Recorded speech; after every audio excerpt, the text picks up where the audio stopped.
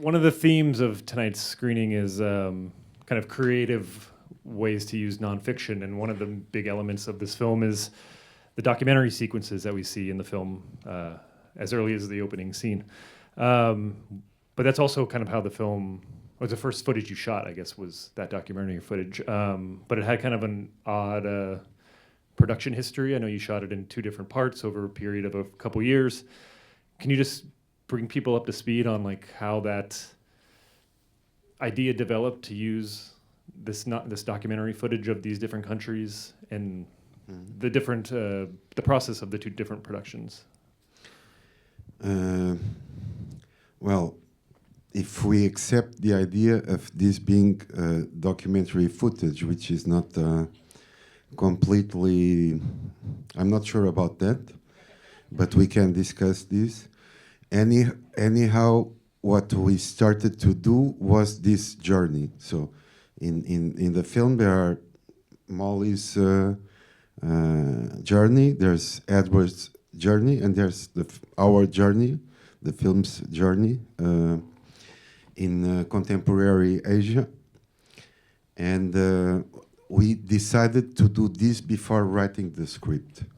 I guess I have a crazy producer, because I said this to her before writing the script, and you start to finance the film. I want to do the trip. And she said yes. And this is why I say she's a little bit crazy. But in a way, she understood that the film would be different if we started by, collecting these images and shoot this footage, and then only then react to this what we have shot by creating fiction, by writing the script. And then also, one of those trips was actually directed by you remotely because of COVID, correct? Yeah, what happened is that we start the shooting, we start the journey in January 2020. That was a bad timing.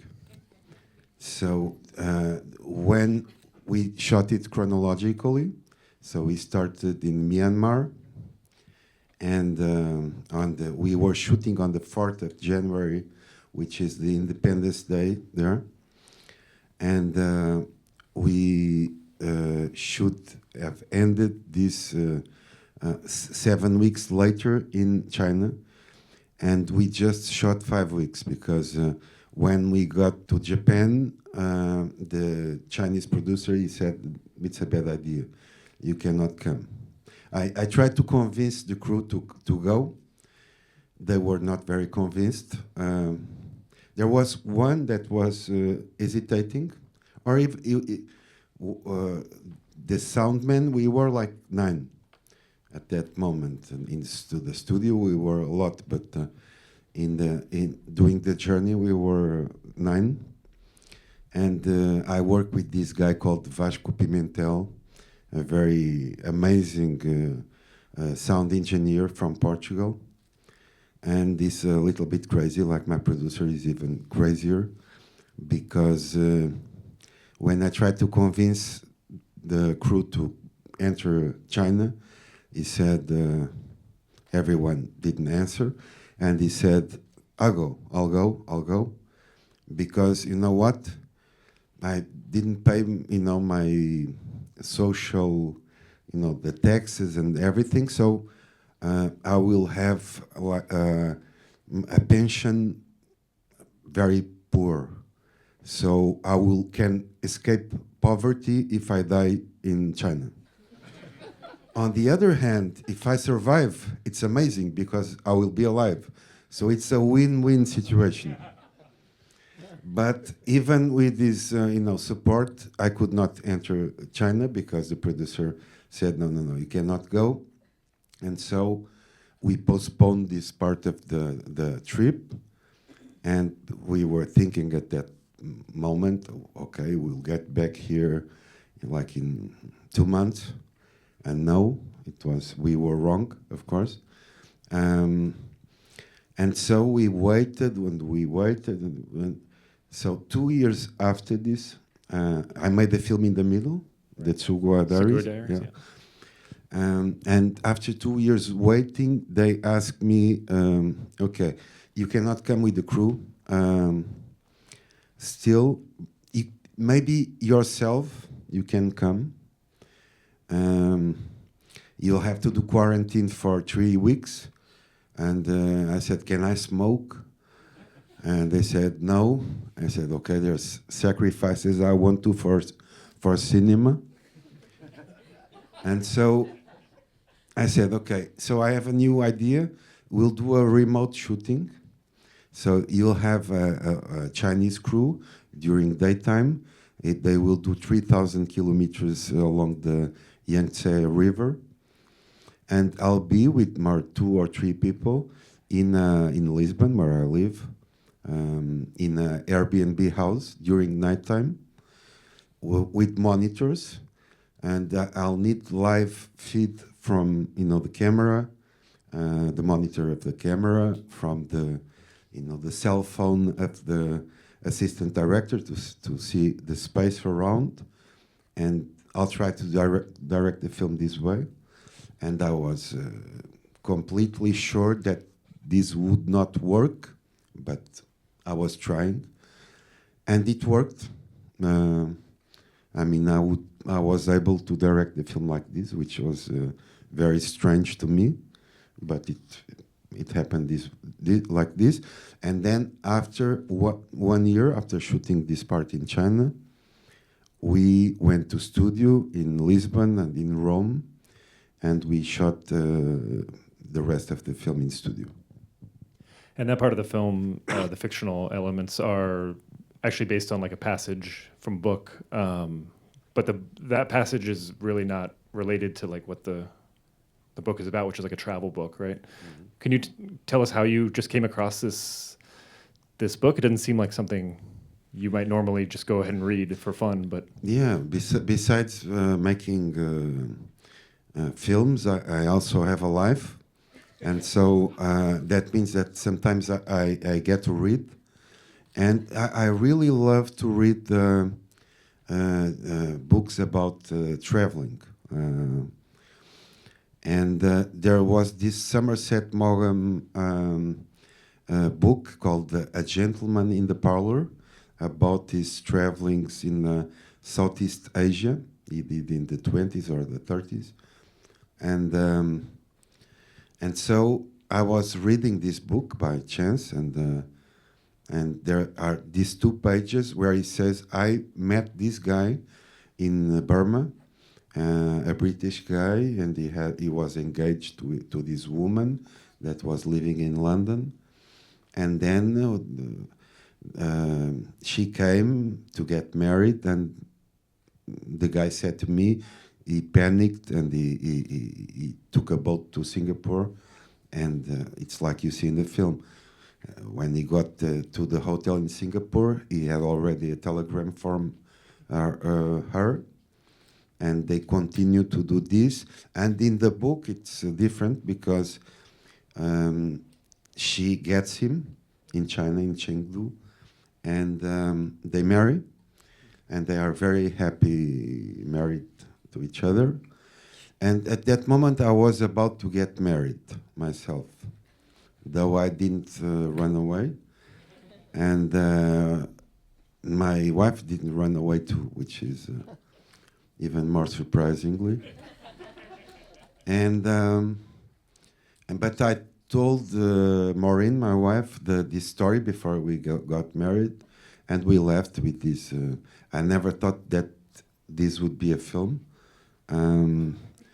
But in a way, I don't know when is a decision to make a film. I guess you collect things in your life, and there's a moment, some of these things stay with you. And then you understand that maybe I have a film to do. And Maureen, your wife, is one of the co-writers on the film, and you co-directed your previous film with her. I'm interested in the writing process because you have, 3 co-writers on this film, and you often work with combinations of these same co-writers. I'm just curious how that process is like developed over the years. Maybe what each of them bring something different to your process. Is someone like better at certain elements of the writing process, or I'm just curious what that's like. Yeah, I think it's different in every film. I guess in the beginning, what I needed was someone to say no to me. So this means I guess in the beginning I was dictating the script to them, and after that they would say that's bullshit. And I was asking why it's no good, and they would explain to me, and I would restart. But with time, things got different, and in every film is different. It's not only writing what we do. One of the people that works with me, we are four. It's three, and so one of them is also the editor.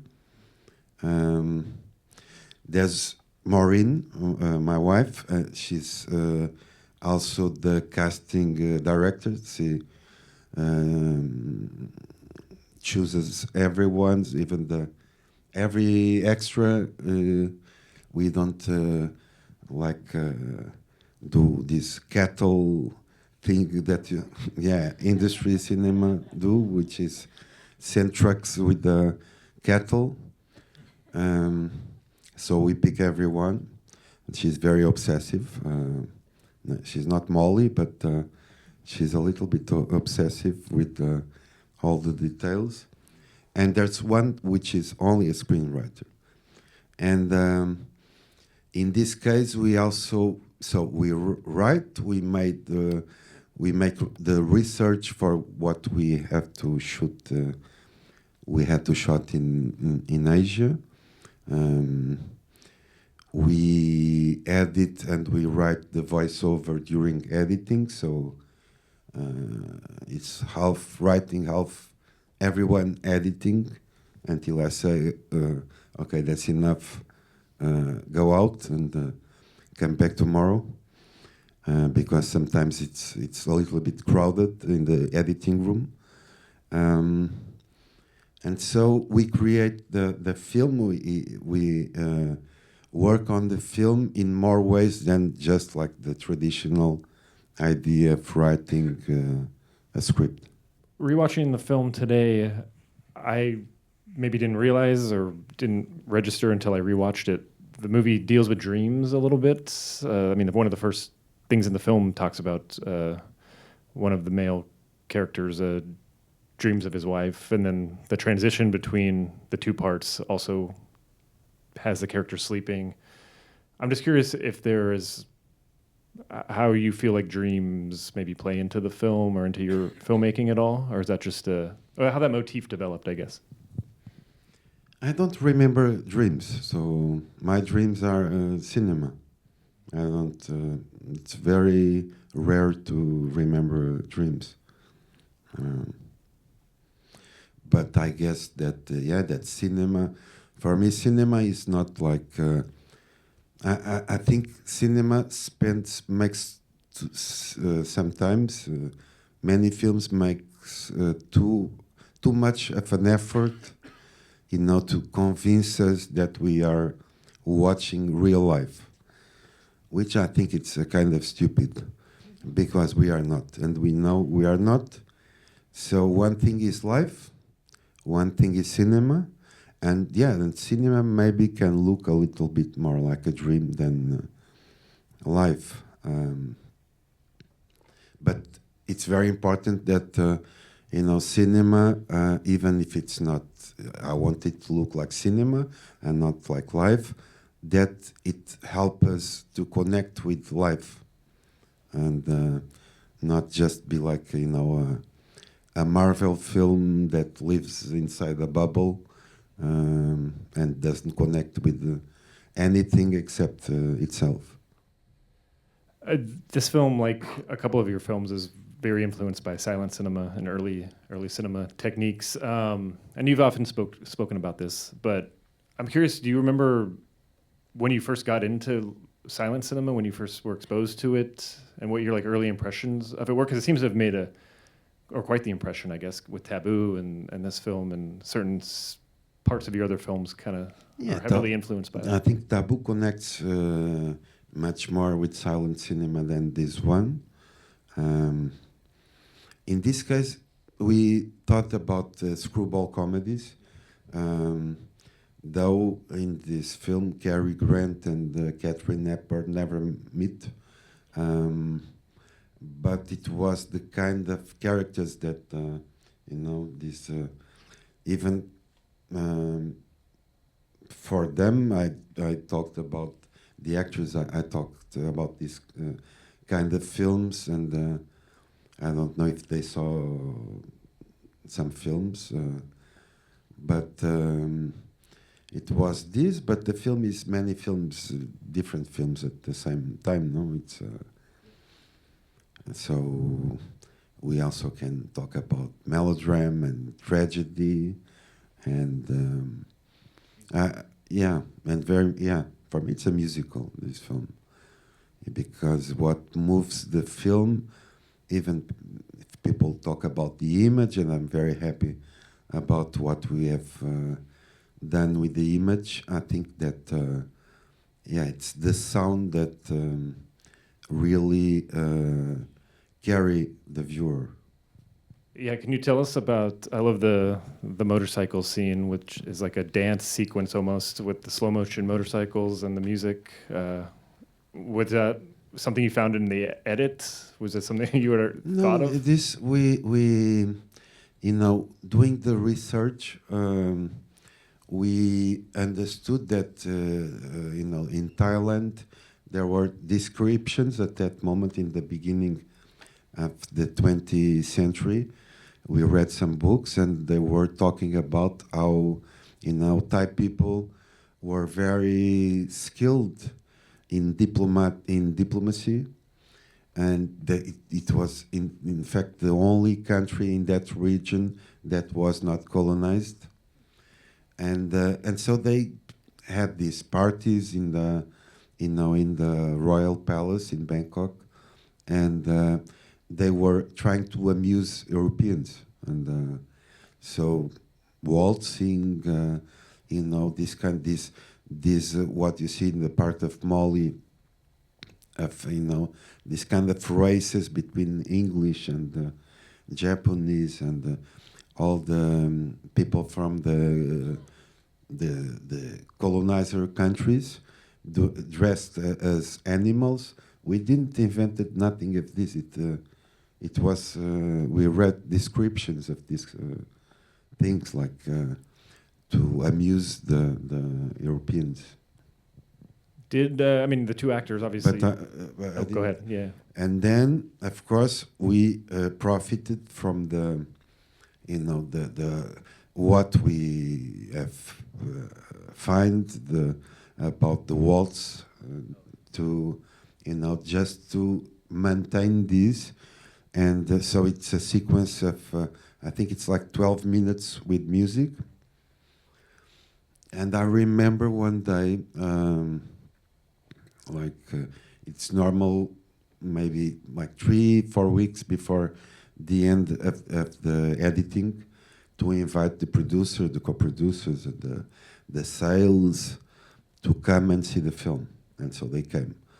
And I will not tell who it was, but there was one a certain person in this group that complained, that was saying, "Come on, Miguel, be serious. You cannot do like non-stop music for 12 minutes. It's you have to stop. That's the principle. You stop music, you restart music, and you have to stop sometimes." And I said, "No, I will not do it." Because what I like in that sequence is that the waltz, finally, it's very democratic. It starts in the Prince Palace. It goes to this poor fishing boat in the south of Thailand. It continues over you know, the streets of Ho Chi Minh, ancient Saigon, and it's perfect all the time. And of course, it makes the film more obsessional and more feverish. And yeah, I don't want to stop the music. I could go on forever. But unfortunately, the music ends. We'll open it up here for questions in a second. But I was curious, I mean, the actors, or the characters don't ever meet in the film, the main characters, but I'm assuming the actors and you were having some conversations, but can you tell us maybe what did the actor and the actress talk about their characters together? Did you guys kind of, I don't know, talk about their motivations and things like that? Did they talk it out, or were they kind of separate still? No, the motivations was to make the film. That was the motivation, and we were very motivated by it. And even if it's true that if they don't met in the film, we worked I worked with them most of the time. So before start the shooting, we worked together, the three of us, even though there's no scenes between them. And yeah, and then I mean, I was in Cannes in the press conference, and this is the proof we didn't talk with the actors about this motivation, because there was a question about Edward, and to the actor that plays Edward, about this, about the fact that Edward is such a coward kind of character, and he said, "But I don't see him as a coward." And I was, that's a surprise. Okay.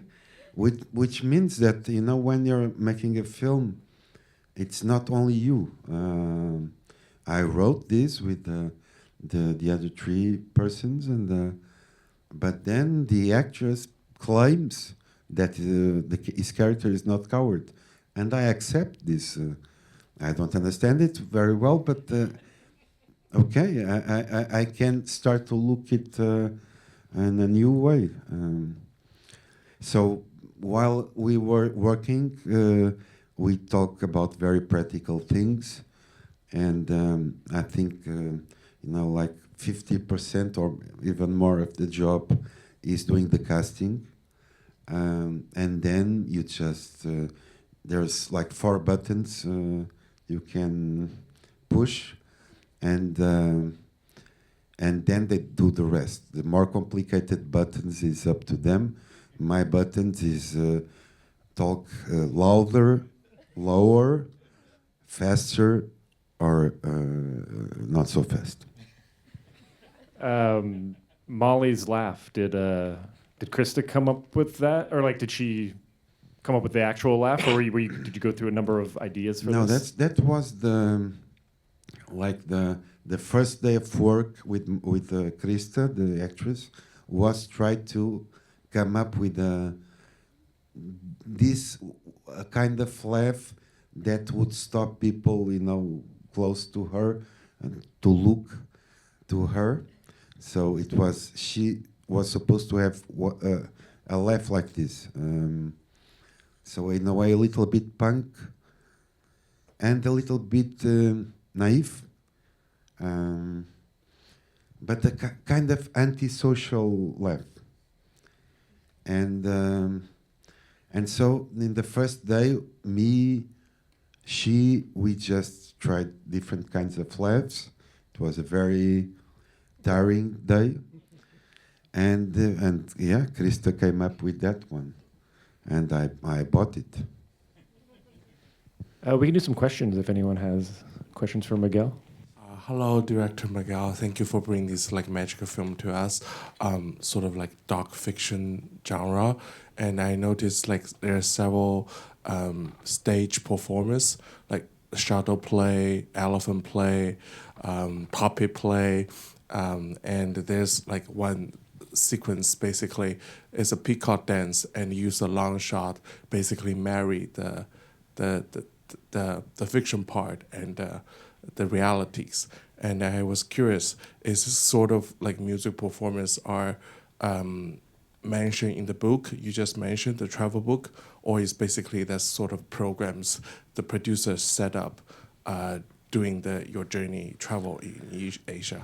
No, I mean, the book was like an anecdote, so a joke about men and women, and it has this itinerary. So we picked up the situation, the two characters, the situation between them, and the itinerary they do in the film, and the rest it didn't exist. So we have to make it up. The puppet shows it started when we start to do the research about every country, and we understood our criteria to decide what to shoot was things that for us look amazing, you know, because nowadays you have the sensation, you know, that it's not like traveling 100 years ago, because nowadays everything looks completely discovered, and there's billions of selfies and in Google Maps in every corner of the world. And so how to try to regain this ability that traveling, go to, you know, distant places and to be confronted with the things that you're not used to see could impress us. Like cinema. Well, it's the same thing with cinema. Now we have seen too many films. It's more difficult to be like innocent, or it's more difficult that cinema can give us this kind of, you know, amazement of, which I think it's really important to sometimes to feel like a child listening to a story for the first time and be really, you know, amazed by it. And so during this research, we come across to this. The first one, I think it was the Myanmar puppet show that you see in the beginning. It's very sophisticated, this kind of puppet show they have there. It has much more strings than any puppets we know. And they wanted to be very realistic, the movement and even the, you know, the puppets itself. And I had during the film, I did some interviews, sound interviews with people, and one of them was like the puppeteer from Burma, from Myanmar. And because there was even a moment I thought maybe we can use this in the film. You know, people in these countries talking about what they do. And this guy told me like one of the best definitions of a show, of a spectacle. He said, okay, in Burma, we have we try to have very realistic puppets because people are shy. So as people are shy, they don't want to see, you know, these stories of erotic stories or disturbing stories. They need filters. So this is puppets. Puppets are there, and they have to move and to look a little bit like people because of this, because people are shy. So we need to represent life, because it's much easier for the people to relate with it through puppets and not with real people. And so we started to see other kinds of puppet shows. and it was always very different and very amazing. And I guess, I mean, cinema comes from there. I mean, you know, these shadow puppets in the south of Thailand. It's cinema, or it's cinema before cinema, Mm.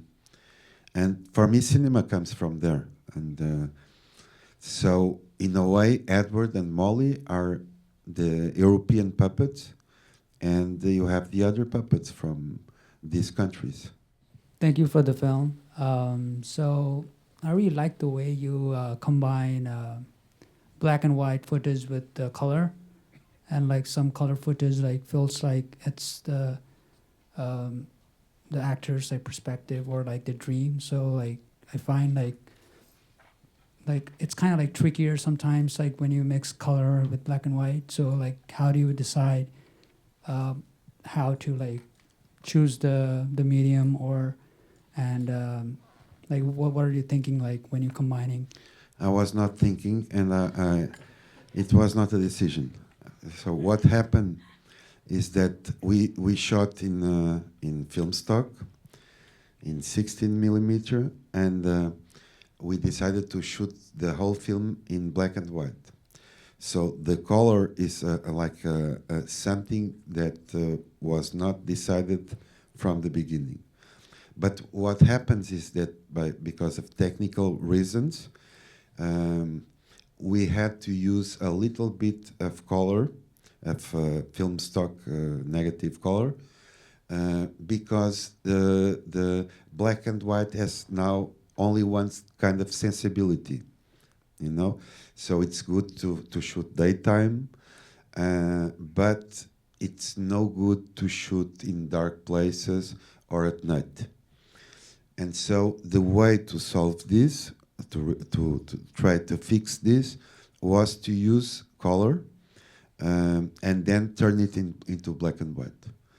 And so we shot like 90% of the film or 80% in black and white, and we shot a little bit the rest in color. And then we put everything in black and white.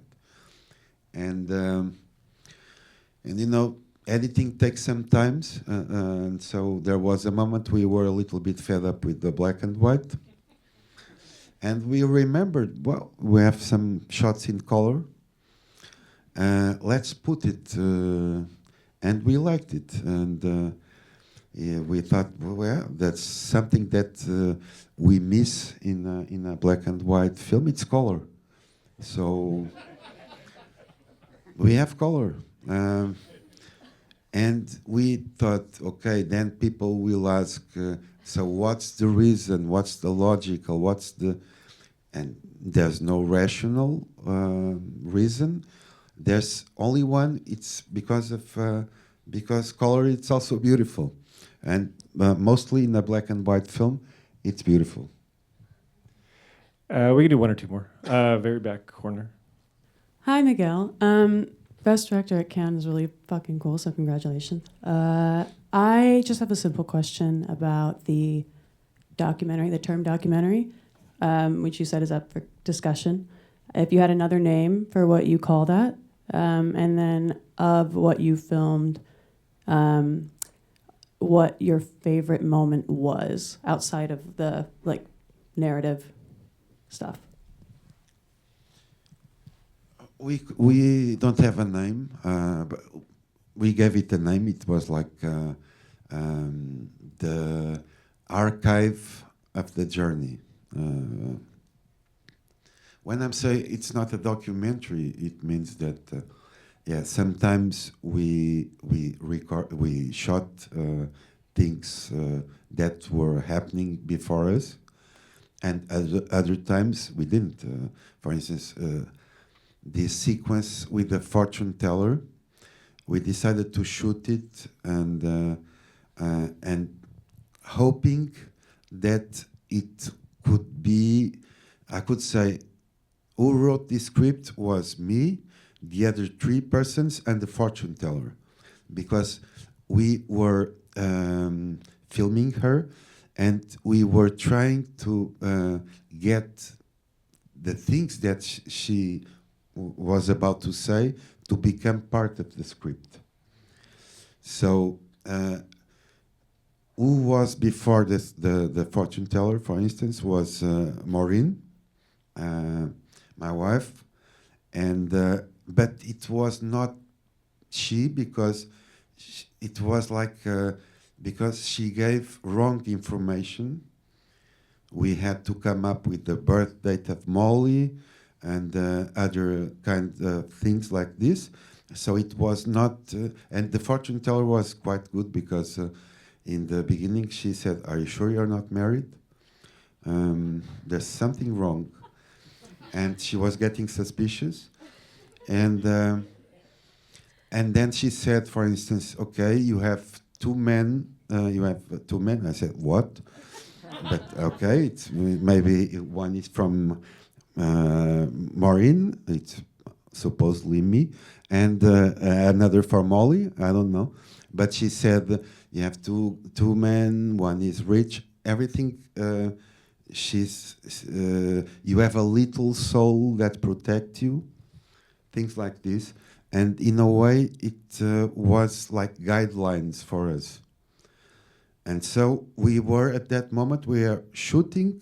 It's not a documentary. We were documenting a fortune teller in standing in front of a fictional, half real, half fictional person, and giving us guidelines for the script that was not written at that moment.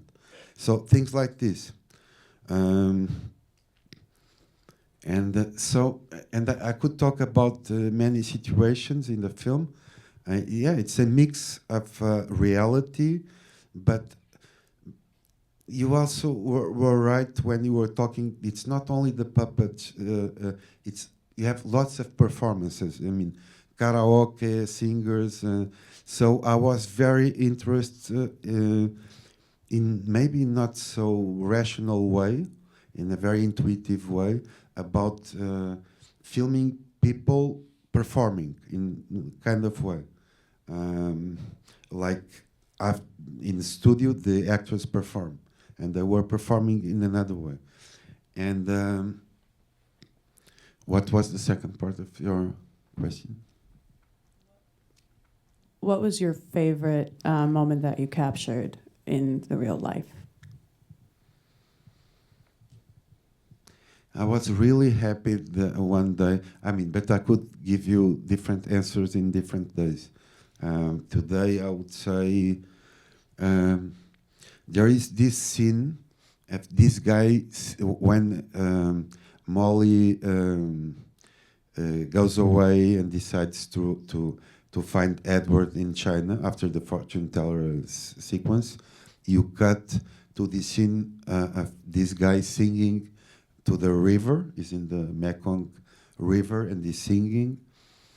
And so this guy was a driver in Vietnam, and he was always whistling. And I said to him, he was not a driver with car, he was with the moto, the bike. And he was carrying me all the time and whistling. And I said, "What are you whistling? You're whistling always the same melody." And he said, "Yeah, it's a song that I like. I also like to sing it." And I said, "Yeah, do you want to sing it in the film? You can sing it to the river." And I was really happy by that day filming him. But I guess if I think a little bit better, I'll also. This sequence with this guy singing "My Way." So what we did in Philippines was we put it these guys in a jeepney, which is this kind of adaptation of a jeep, and we equipped the jeepney with a karaoke sound system, and we invited people to go there into the car and sing while we were driving through Manila. And we picked what we considered to be the best one, and we shot him at night, and we asked him to sing My Way. Why My Way? Because the DOP, like 15 years before, he said to me one day, he said, once I was in Manila, and I was in a bar, and there was these guys that came to me with a pistol, with a gun, and they pointed the gun into my head, and they said, okay, sing My Way. If you don't get the highest score, you'll die. And put your money here. And he said to me that he sang, and he got 10 on 10. And so he was not harmed, and he even got a beer. I said to him, okay, this DOP is the Portuguese DOP that shot in the studio. And I said to him, Rui, you're full of shit. And some years after, I was reading the newspaper, and I was reading My Way gang put it in prison in Philippines. It was a short article, but it said that there was this group of people that were robbing and even killed some, and they were obsessed by My Way, and that they would force the victims to sing My Way. And so I wanted to test this. And I asked this guy to come at night and to go to the bar and to sing My Way because of all of this. And he started to cry in the end. So if you ask me why, I don't have any idea why, what is the connection between karaoke singers in Philippines and My Way, but there's something strange.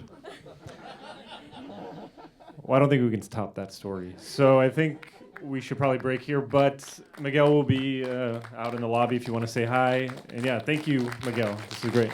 Thank you. Thank you.